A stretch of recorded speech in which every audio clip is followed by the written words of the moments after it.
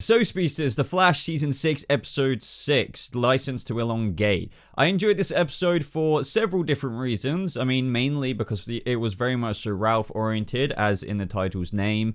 The title. But, you know, there were elements of this, because it was blatantly a filler episode, very much so lighter toned filler episode, but not all filler is bad, and as I've said, I really like this because of the Ralph elements. It really showed off his abilities as a detective. I like the pair up of Ralph and Barry, but there were also just kind of filler elements of this which got a bit silly. And don't get me wrong, I'm not trying to be like a spoil sport or anything like that to the point where I don't enjoy the silly moments in The Flash.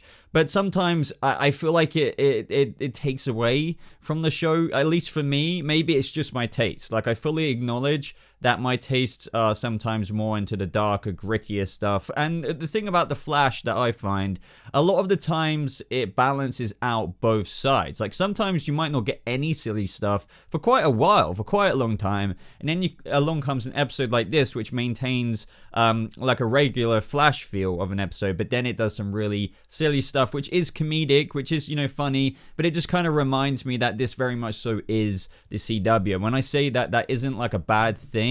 It just kind of slaps me in the face with like, oh yeah, like, yeah, it's the Flash on the CW kind of thing. But just to take a second before we dive into all the main details of this episode, guys, if you do go on to enjoy this review, slap a like on, as it really does show your support for the channel. And I would love to hear your opinions on this episode down in the comments below. Do you agree with anything I have to say? Do you disagree? Or did you feel just entirely differently? Let me know. And other than that, I do have a Discord server. Join that. Link is in a top pinned comment as always. It would be great to see more speedsters there. So as usual, we're going to try and talk about things relative to what was going on with the characters in each part of the episode. So let's start with Nash Wells.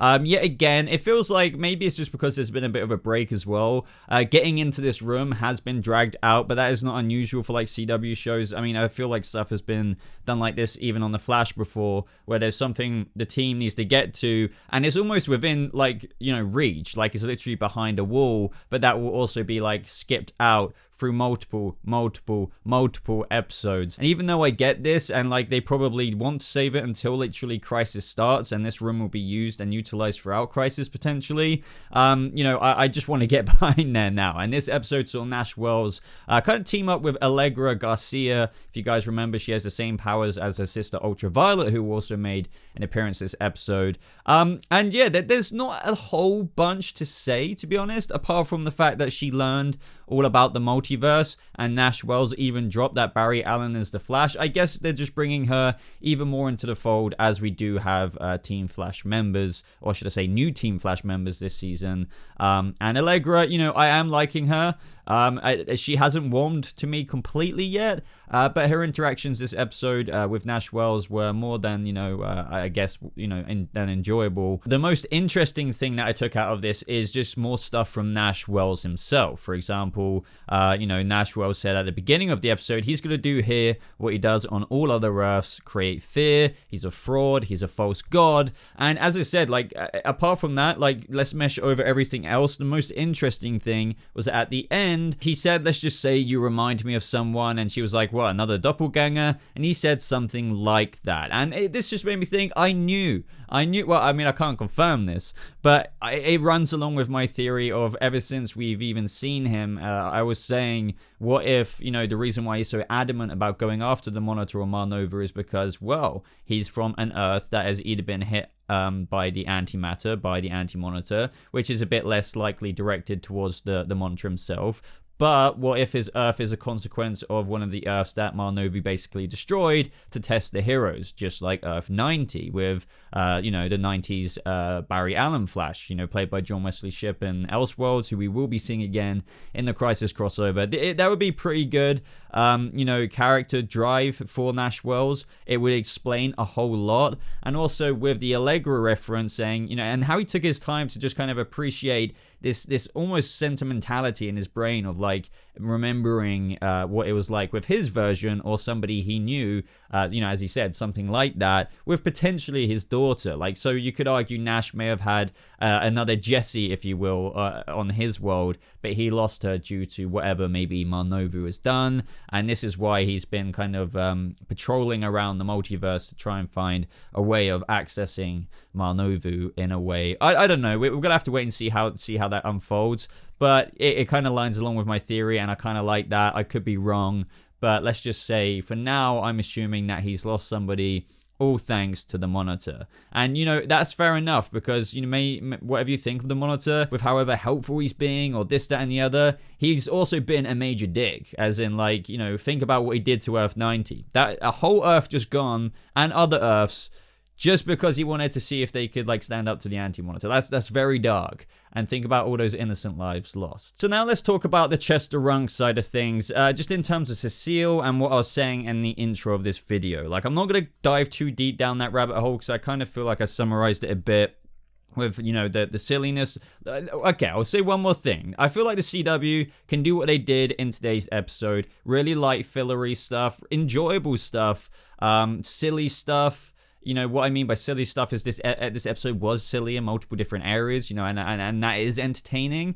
But, like, it can also do very serious stuff, like really dramatic, heartfelt, heart-wrenching stuff that makes me tear up. And this episode did that as well. So, like, what I'm trying to say, even though I said what I said at the beginning, this was a nice blend to the point where I would say, I pretty much really enjoyed it.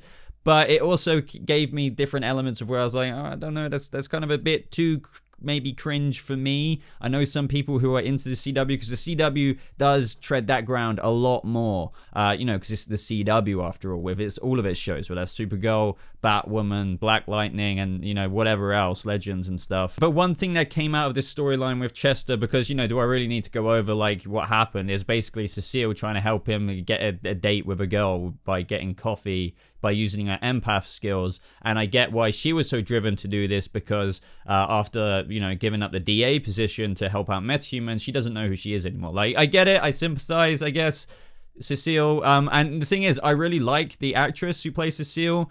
You know what I feel about this episode in terms of the silliness. I just don't know quite where I land on this. But one thing that came out of this story is that I really do like Chester, because that's the way the episode opened up. They're trying to obviously incorporate him into the show a lot more. And I was a bit worried, I have to admit, when I saw him in the Flash Season 6 trailers.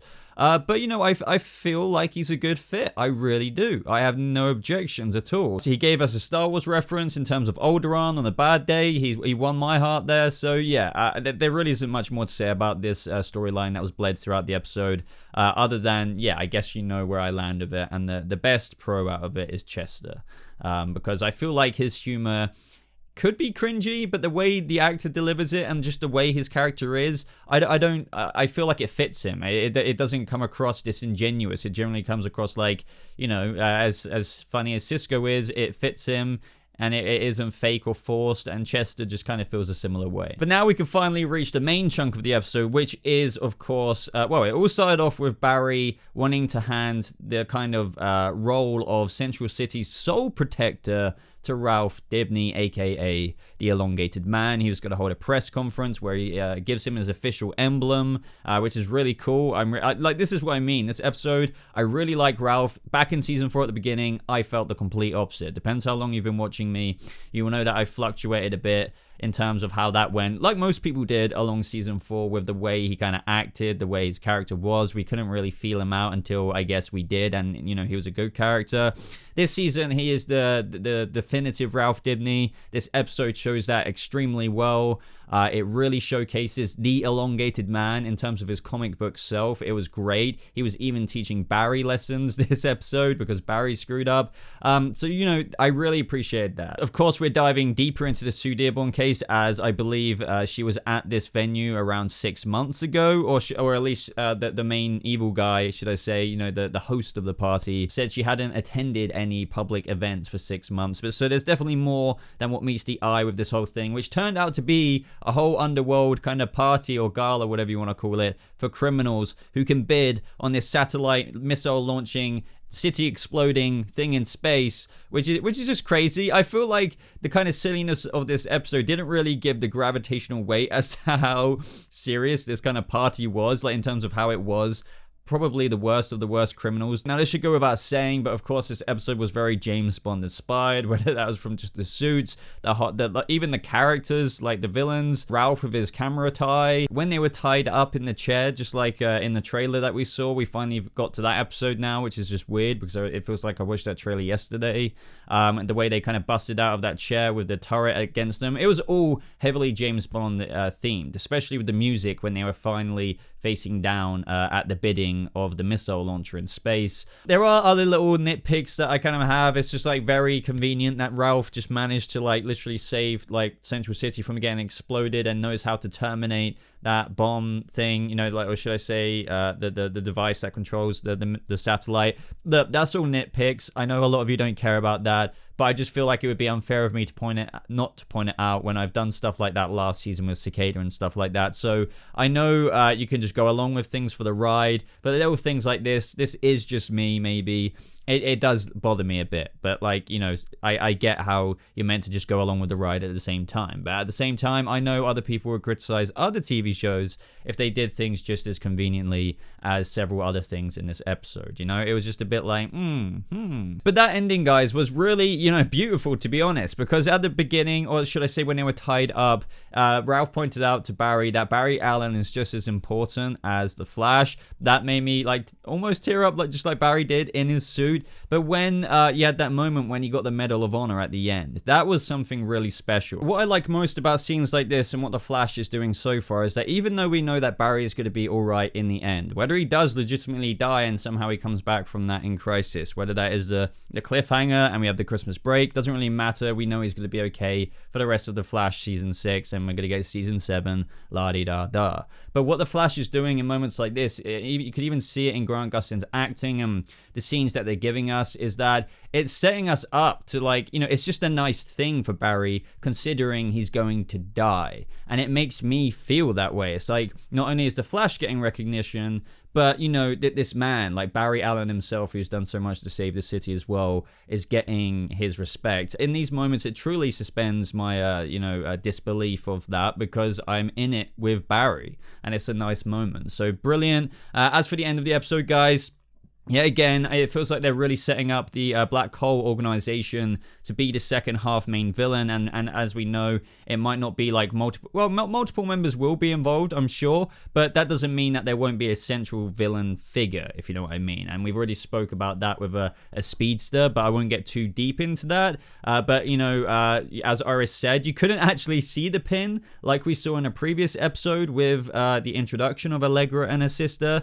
because this all comes up because of Ultraviolet busting out of Iron Heights again, thanks to this same organization who were teased in that same episode back then. So back then you could see this kind of similar logo to the Black Hole from the Flash Rebirth comics, Black Hole organization. And as I said, you can't really properly notice it in this one, but as Iris said, oh, I recognize that pin. So it's just kind of setting up that back half, I feel, very, very, you know, in little smidges. Other than that, we have Bloodwork. My God, does he look hideous? And this is probably the best makeup they've had on him so far. I really loved it. Looking forward to that. And I like, you know, it was nothing, but I like how they didn't have to include that, but they did. The episode overall was a decent episode. It was decent, you know, but as for the stuff I did critique, or just as I put it in my own words, it may just not be for me. That kind of eccentric, silly side of the CW, which I do see the enjoyable side of, even myself. But, you know, overall, The Flash seems to be doing a great job this year. It really does.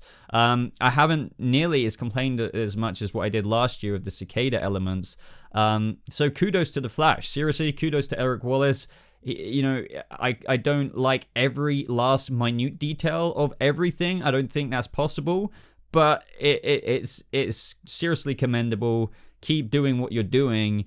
And I'm looking forward to see where the rest of this season goes. And as I mentioned in the previous video before as well, I'm very intrigued to see what this show is like post-Crisis. where you don't have that story's gravitational weight impacting the first half of the season, which is what's making this first half of the season so incredibly interesting at the same time. So let me know your thoughts on this episode down in the comments below, everyone. Leave a like on this video if you did enjoy it and you're enjoying the Flash content. As usual, I will be uploading my Arrow video in a few hours time. If it's already up, you'll see it in the cards above and at the end of this video where you're seeing these videos along here. But thank you so much for watching, guys. I hope you have a lovely rest of your day, and I'll see you speedsters in the next video. Goodbye.